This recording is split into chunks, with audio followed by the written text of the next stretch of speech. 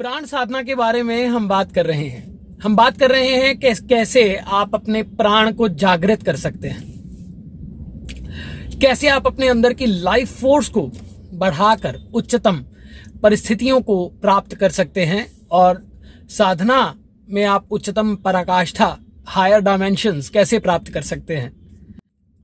तो अब हम जो बात कर रहे हैं आज वो है कि देवलोक और पितृलोक क्या है।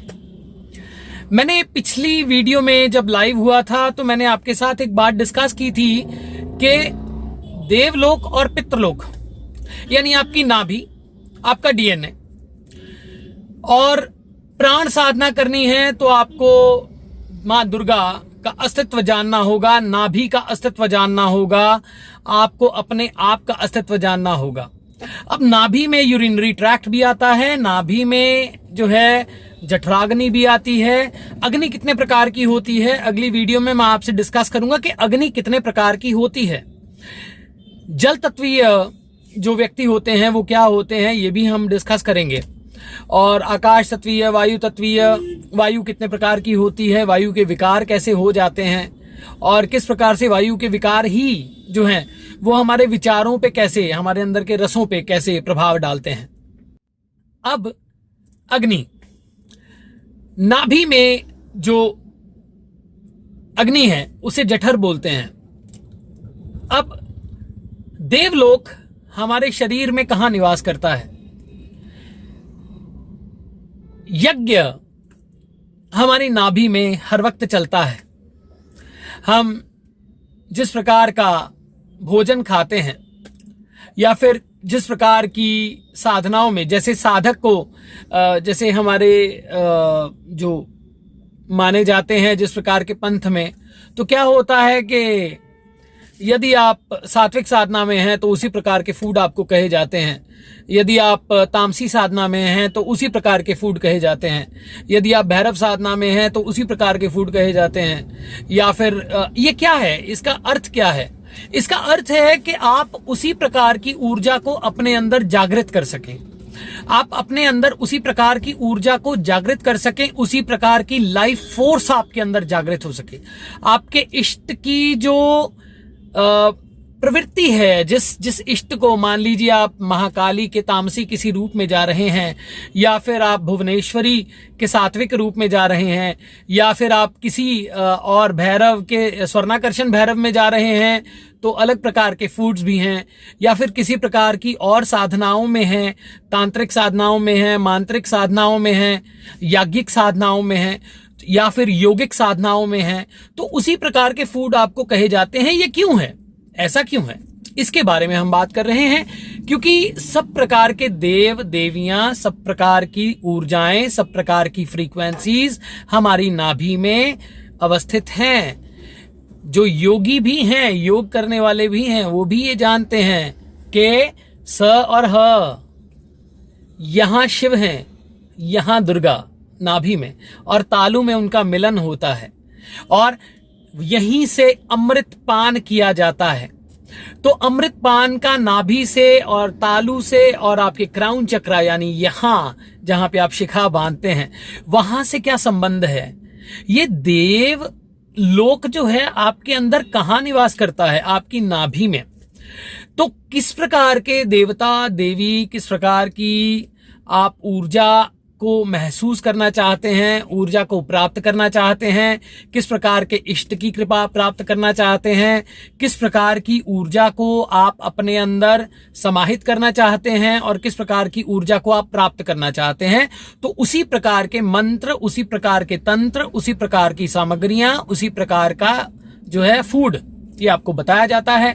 यंत्र भी उसी प्रकार के होते हैं। किसी यंत्र में जो है ना, पहले हम नाभि के बारे में बात कर लेते हैं। वैसे थोड़ा सा बता देता हूं यंत्र के बारे में भी। किसी में अनार की कलम प्रयोग होती है, अष्टगंध प्रयोग होता है, किसी में केसर अकेला प्रयोग होता है, तो अलग अलग तरीके हैं। खैर, अब हम जो बात कर रहे हैं पहले उसे कंप्लीट करते हैं कि नाभि में देवलोक निवास करते हैं। मैंने 2018 में जब मैं बोलना शुरू हुआ था, मैंने बगलामुखी महाविद्या के बारे में बोला और उस वक्त लाइव आता था, तो मैंने नाभि अस्तित्व का कारण ये हमने पहले बात कर चुके हैं। जो मित्र उस लाइव सेशन को नहीं देखा है, मैं उसका लिंक डिस्क्रिप्शन में दे दूंगा, आप देख लीजिएगा। अब नाभि अपने आप में जो है वो कारण है आपके जन्म का, और नाभि ही है आपके जो है जो पतन है, जो डिस्ट्रक्शन है, उसका कारण। जिस प्रकार के फूड्स हम खाते हैं उसी प्रकार की एनर्जीज हमारे अंदर जागृत होती हैं। अब देवलोक हमारी नाभि में निवास करने वाला है। अग्निमीड़े पुरोहितम यजस्य देवम रत्वीजम होतारम रत्नधातमम, ये ऋग्वेद का पहला मंत्र है। ठीक है, प्राण सूक्त के बारे में भी आने वाले समय में बात करेंगे। तो जो अग्नि है वो आपके अंदर किस प्रकार से प्रभाव करती है, किस प्रकार से आपकी लाइफ फोर्स बन के जो है वो आपको चलायमान रखती है। तो जब मित्र कोई भी पेशेंट बनता है, कोई मित्र किसी को समस्या आनी शुरू होती है, तो नाभि से ही पहले स्टार्ट होती है। उसका कारण यही होता है। अच्छा, डिप्रेशन का भी नाभि से बहुत जबरदस्त संबंध है। और डिप्रेशन का कारण क्या है, स्ट्रेस का कारण क्या है? रस। ये बहुत गूढ़ टॉपिक है, एक वीडियो में बोलना संभव नहीं हो पाएगा, परंतु थोड़ा सा आउटलाइन दे रहा हूं देवलोक के बारे में। जब दुर्गा सप्तशती में कहा जाता है त्वम स्वाहा त्वम स्वधा त्वम ही वषट्कारः स्वरात्मिका, मीन्स त्वम स्वाहा त्वम स्वधा, अग्नि की दो पत्नियां। अब वही अग्नि जो हमारे जठर में निवास करती हैं, जो शिव स्वरोदय कहता है कि स्वर्णिम त्रिकोण रूपी ऊर्जा का केंद्र हमारी नाभि है और वो हमारी बॉडी का सेंटर है। तो सेंटर में ही जो है हमारी सारी अस्तित्व, हमारा सारा एग्जिस्टेंस शुरू होता है और यहीं से खत्म होता है।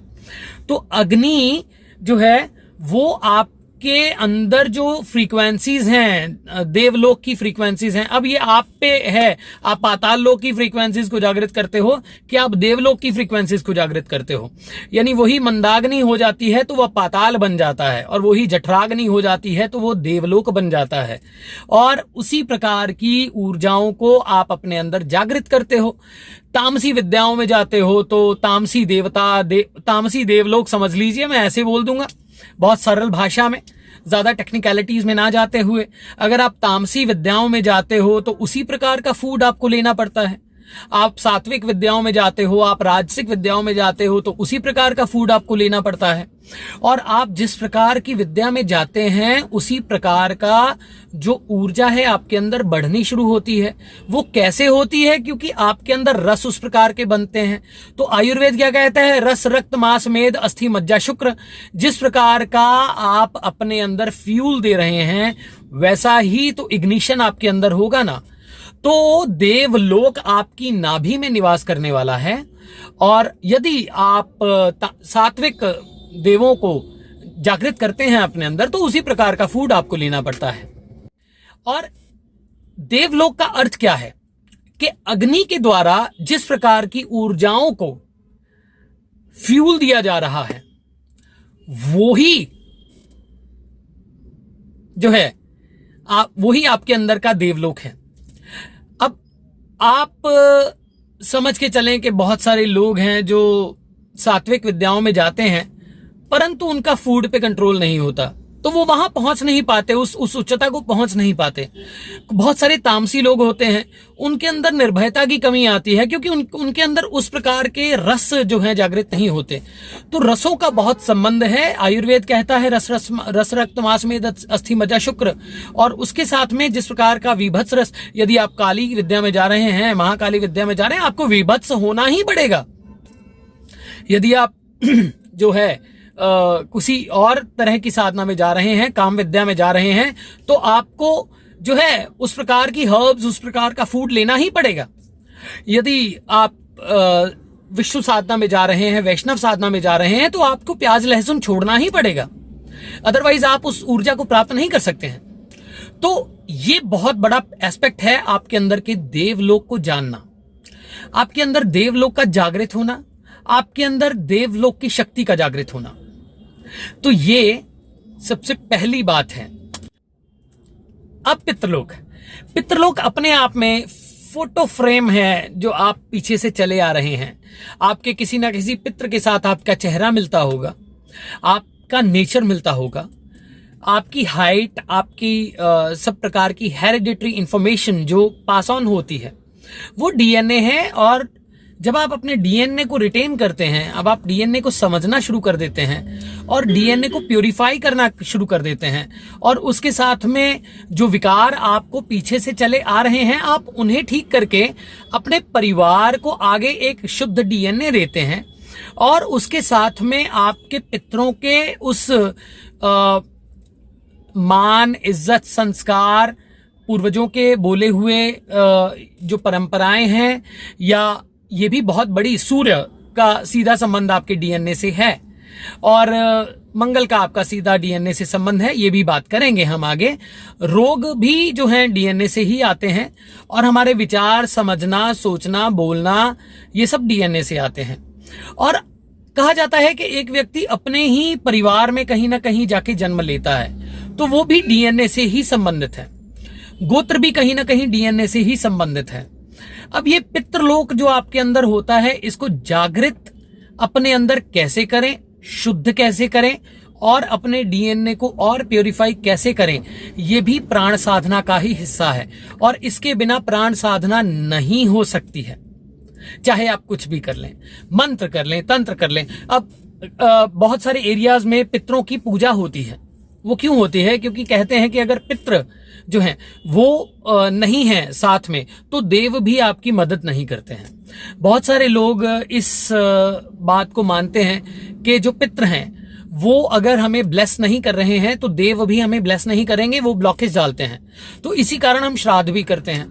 परंतु क्या हम अपने अंदर के डीएनए को जानते हैं? हम उसको समझते हैं? यही बात है, देवलोक और पितृलोक को समझना और अपने अंदर के ही पाताल लोक को भी समझना। यहीं से समुद्र मंथन की कहानी भी शुरू होती है।